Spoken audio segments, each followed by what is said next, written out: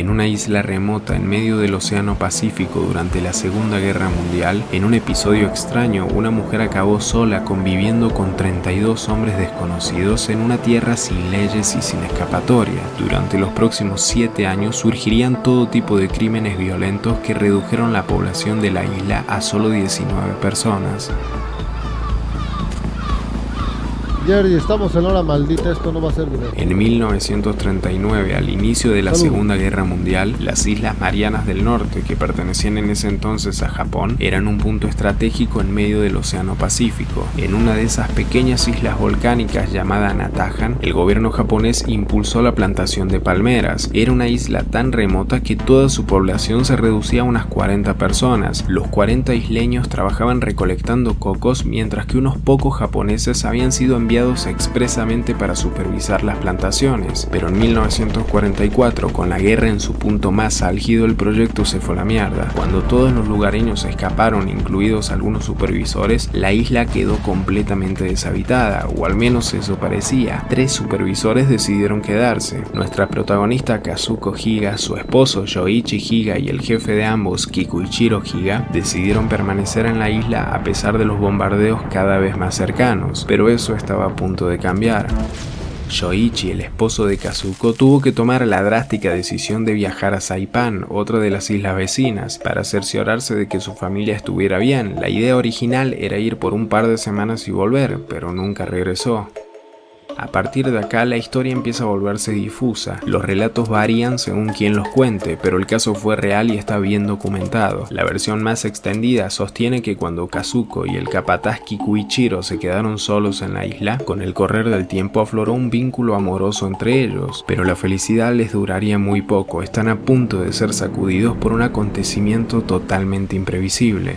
En junio de 1944, un barco japonés fue hundido por fuerzas de Estados Unidos cerca de las Marianas. Los 31 marineros que sobrevivieron tuvieron que nadar hasta la orilla de Natahan, una isla volcánica cubierta de selva e inhóspita, o al menos eso era lo que aparentaba. La isla tiene una longitud de 9 kilómetros y de ancho 4, podrías recorrerla de un extremo al otro en 1 hora, por lo que inevitablemente los marineros descubrieron que no estaban solos. La primera toma de contacto entre la pareja y los recién llegados fue tensa, pero como la supervivencia era la prioridad en ese momento y veían imposible poder volver a la civilización, todos tuvieron que organizarse para cultivar, pescar y cazar animales. Hasta aprendieron a fabricar una especie de alcohol derivado de las palmeras. Teniendo todas las necesidades básicas cubiertas, como era previsible, comenzaron a surgir conflictos en torno a la única mujer de la isla. La mayoría de los marineros eran chicos de entre 16 y 25 años, por lo que tarde o temprano sentirían una atracción inevitable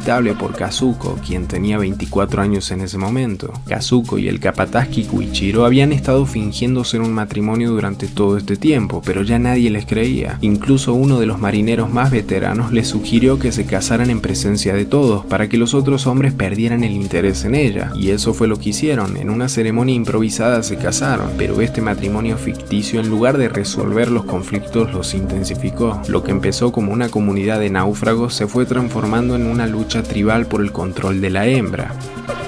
En agosto de 1945, después de 2 bombas atómicas, Japón se rindió, pero en Natahan no tenían ni idea, creían que la guerra seguía. Aunque los militares estadounidenses ocasionalmente visitaban estas islas en barcos, anunciando a través de megáfonos que la guerra había terminado y que podían ser trasladados a sus casas, aún así ni Kazuko ni ninguno de los 32 hombres que estaban en la isla se entregaron. Pensaban que era una trampa y se negaban a aceptar que Japón había perdido. Un día, 2 de los marineros se toparon con un avión estadounidense derribado. Dentro encontraron un cadáver y 2 pistolas. Esto cambió las reglas del juego por completo.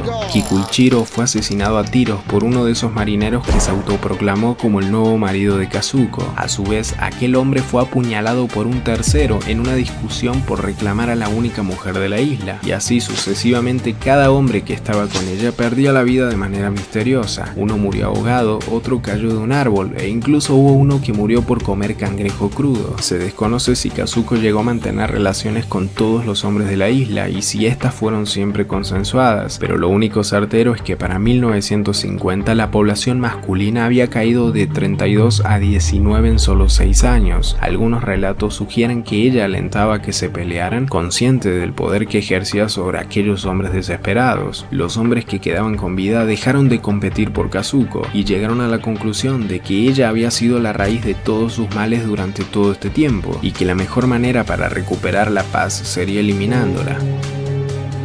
Ante estas acusaciones, Kazuko huyó a la selva donde se ocultó durante un par de semanas, hasta que avistó a otro barco estadounidense al que esta vez sí se subió para que la salvara llevándola de nuevo hasta Japón. De regreso a la civilización, su historia fue publicada en los medios de noticias, convirtiéndola casi en una celebridad de la noche a la mañana. Los medios la bautizaron como la reina de Anatahan y la vendieron como una heroína, una mujer guerrera y valiente que se las había ingeniado para sobrevivir y reinar ante una legión de hombres. También se enteró de que Shoichi, su verdadero esposo, había formado una nueva familia porque la creía muerta. Era tal el morbo y la curiosidad con la que fue recibida por el pueblo japonés que encontró la manera de capitalizar toda esa atención, dando entrevistas en programas de radio, de televisión, también apareció en portadas de revistas y hasta grabó una película en donde se interpretaba ella misma, en la cual, dicho sea de paso, le llovieron las críticas por sus pobres dotes de actuación. En total se hicieron otras 3 películas más basadas en la historia y hasta una obra de teatro con la que recorrió todo el país. A Kazuko no le podía estar yendo mejor como figura pública, la percepción que la sociedad tenía sobre ella era bastante positiva, pero todo eso está a punto de cambiar en 1951, cuando los 19 marineros restantes decidieron confiar en los barcos estadounidenses y permitieron que los trasladaran a la civilización. En total estuvieron más de 7 años varados en la isla desconectados de la realidad, y cuando llegaron a Japón y se toparon con todo el revuelo que había en torno a Kazuko, varios marineros contaron sus propias versiones que casualmente todas coincidían en que Kazuko había sido la culpable de que hubiera tantas muertes. La acusaron de que manipuló a los hombres y los enemistó entre sí para obtener a cambio atención, comida y recursos para su uso personal. Como era de esperarse, toda esta mala fama hizo estragos en su imagen pública. La gente comenzó a verla con otros ojos, pasó de ser una valiente sobreviviente a una mujer malvada que manipuló a los hombres para que cumplieran sus órdenes. En un intento por limpiar su imagen, comenzó a retractarse de muchas de las cosas que había dicho con antelación y además justificó que todo lo que hizo lo hizo para mantenerse con vida.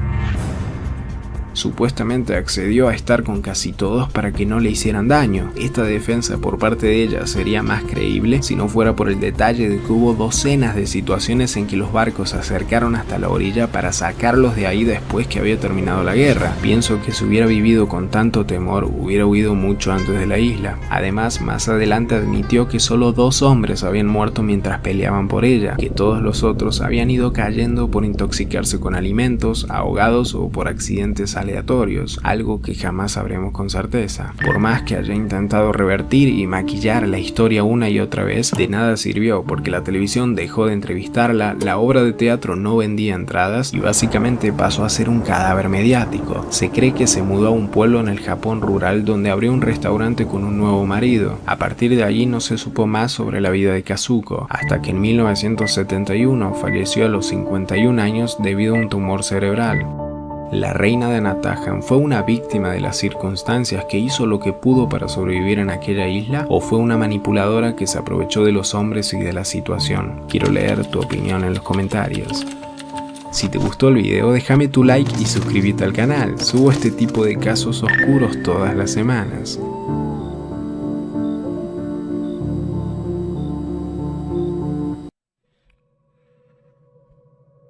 Yo creo que solamente se activó la naturaleza de las mujeres. Y la naturaleza de las mujeres es ser una manipuladora, porque eso es lo que son por naturaleza. Así que... Y también todos los hombres en esa isla, pues, regresaron a su naturaleza. Y ahí, entre todos esos hombres, no había ningún hombre líder, o posiblemente sí lo había y lo mataron. Así que, claro, eso fue lo que pasó. Y sí, señores, lo más culero sería que la pareja al principio, porque al principio nada más estaba la pareja y luego llegaron todos los demás, güey. Así que muy difícil situación. Demasiado difícil. Pero siempre va a pasar así. O va a haber un cabrón que va a andar encargado de todo y va a andar pasándose de verga.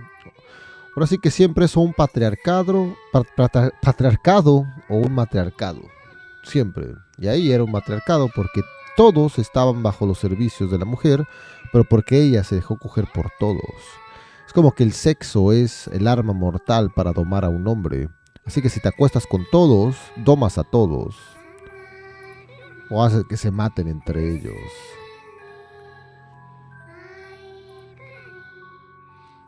Qué locura, ¿eh? Qué locura. Sólido video. Señores,